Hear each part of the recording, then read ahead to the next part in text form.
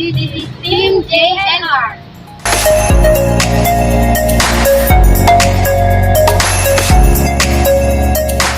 Today, I'm gonna tell you about the history of the barangay. Information handed by our own people that Barangay Villa Garcia is a former sitio of Barangay Cabarayaan.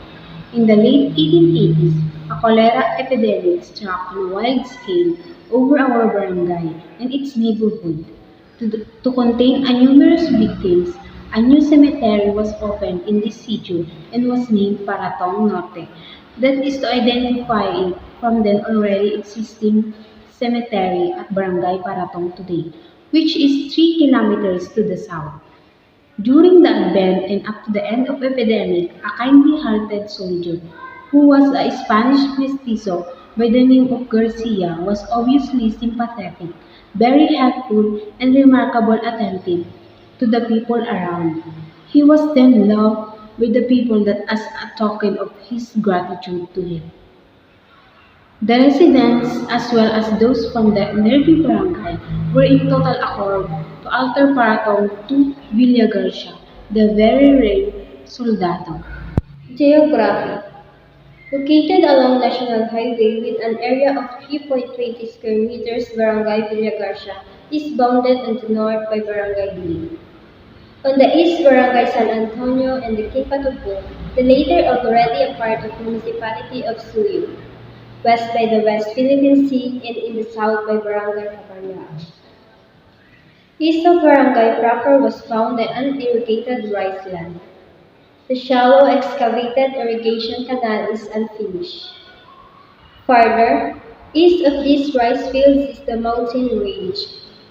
Beyond the mountain areas are small serrated valleys where the most of cultivated rice fields follow near Dile River.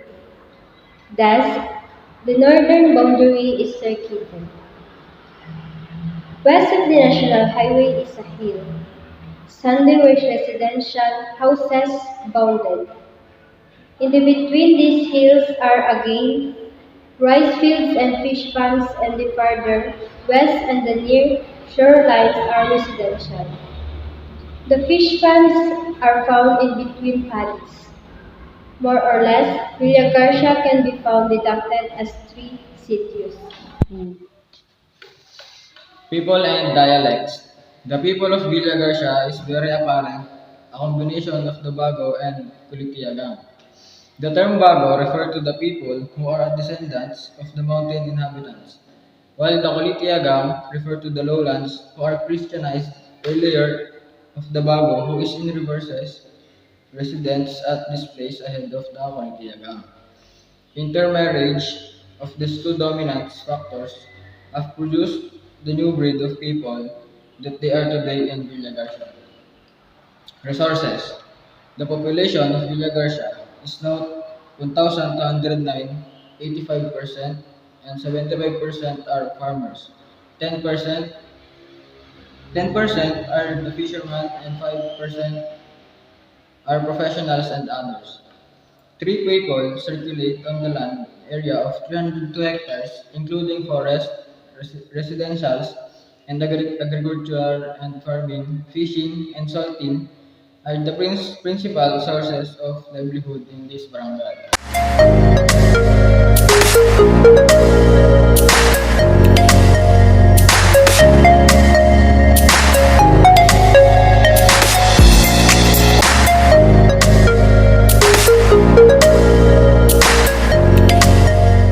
Our area does not have many tourists or attractions.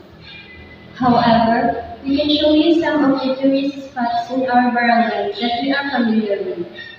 The freshly created court with a playground, the Seventh-day Adventist Church, the Iglesia ni Cristo, the Catholic Chapel, and the fish pond. These are some of our barangay's basic but stunning tourist and tourist attractions. Our barangay has attracted visitors from different places and barangays who want to play, swim, relax, walk, and learn something. Barangay Villa Garcia has a total population of approximately 1,095 individuals with an estimated 246 households or an average of 4.33 members per households. About 60% of the families in the barangay are dependent on employment as their source of livelihood. Some are engaged in small business enterprises, farm activities, fishing activities, salt making, basi making, and non-farm activities such as driving, gravel and sand, and public servant employment.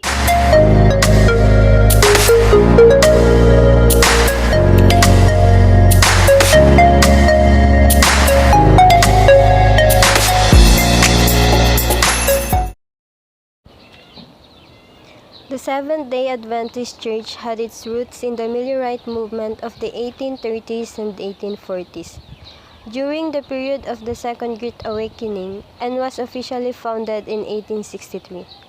Prominent figures in the early church included Hiram Edson, Ellen G. White and her husband, James Springer White, Joseph Bates, and J. N. Andrews. Their good relationship by upholding God's biblical concept of a healthy relationship. The Iglesia ni Cristo here in Villa Garcia was built on May 10, 2003. Iglesia ni Cristo has been for 75 years here in Villa Garcia. One of the golden rules of the church is pag-iibig ang magkakapatid, kaya we care for each other. The Iglesia ni Cristo is known for unity. We also have the Chapel of Our Lady of Lourdes, where Catholics perform their annual novena and rosary. It was completed in 1992. They believe in the word of Our Lady of Lourdes that I do not promise to make you happy in this world but in the other.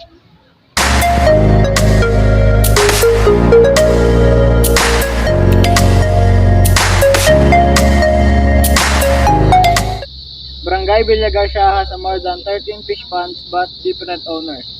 Fish ponds provide food and water while also aiding in flood control in the local area.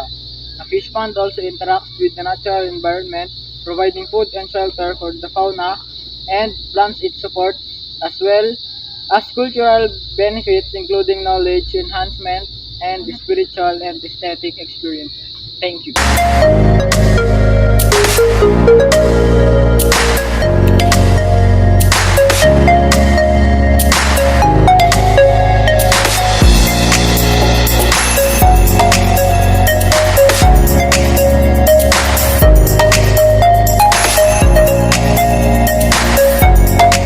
Now, we will head to the beach to inspect the salt making and speak with the owner.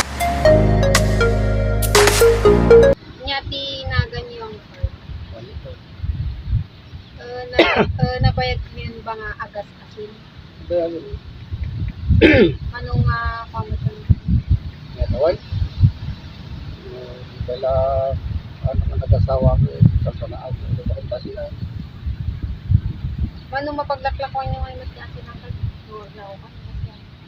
Dito mo kapagasti maalang ako nga darap. Kasi kayo mo puro niya bigat na person ni darap na iya bitabil ko ta kalungkong. Dito pero yo sa dito to. Ito ko at pasaray mo dali sa walo salok yung may isang saa. Pasaray sa nga pulo kasi ay nagiging gabi nga kapagas na. Kaano talaga di palagas asin ang Kasi ko, siguro, yung ganap ni Mayo, ano, handa ng pudaw. no kasi ang kalmo Enero hingga na ano dapat so manungay mo tin possible na masanaan mo. Sabi ko, Marami din. ako ba? Yung gilaklaw ko, balik mo sa ako. Warin tanga ka ba? Yung gilaklaw. Marigat pa tiyaga sinako. Halika ka, nataldaw. Trabaho. Trabaho mo talaga. At tigataldaw ka, dapat tangang kuhan. Karkarot ko rin. Galas tusay. Yung mga kapurot mo di jay. Thank you Uncle T paglat na nang-answer day tay dangan mo. Or